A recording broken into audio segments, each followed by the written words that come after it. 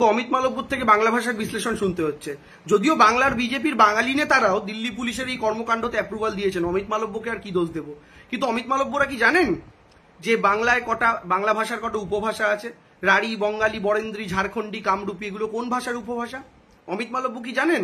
ওপার বাংলা থেকে, অর্থাৎ বাংলাদেশ থেকে, তৎকালীন পূর্ব পাকিস্তান থেকে আমাদের যে পূর্বপুরুষরা লাখ লাখ সংখ্যায় ভারতবর্ষে শরণার্থী বা উদ্বাস্তু হিসেবে আশ্রয় নিয়েছিলেন, তাদের মুখের ভাষার সঙ্গে বাংলাদেশের ডায়ালেক্টের মিল আছে, কারণ তারা ওপার বাংলা থেকেই এসছেন, ওই দেশের ভাষাটাই তারা বলেন। ফলে আজকে তারা কয়েক দশক ধরে এপার বাংলায় ভারতবর্ষে থাকতে থাকতে বাংলা ভাষা তো সম্পৃক্ত হয়ে গিয়েছে এদেশীয়দের ভাষা, বাঙালদের ভাষা, সব ভাষা মিলেমিশে। ফলে এখান থেকে আপনি আলাদা করে বাংলাদেশের ভাষা চিহ্নিত করবেন কি করে? এটা আর কিছুই না, বাঙালি, ভারতীয় বাঙালিদের অসম্মান করা, ভারতীয় বাঙালিদের অপমান করা, যেটা বিজেপি ক্রমাগত করে চলেছে। এবং লজ্জা লাগছে ভাবতে, বঙ্গ বিজেপির বাঙালি নেতারাও শুধুমাত্র তাদের গুজরাটের দুই মালিককে সন্তুষ্ট করার জন্য ক্রমাগত অমিত মালব্যদের তালে তাল মিলিয়ে নেচে চলেছে।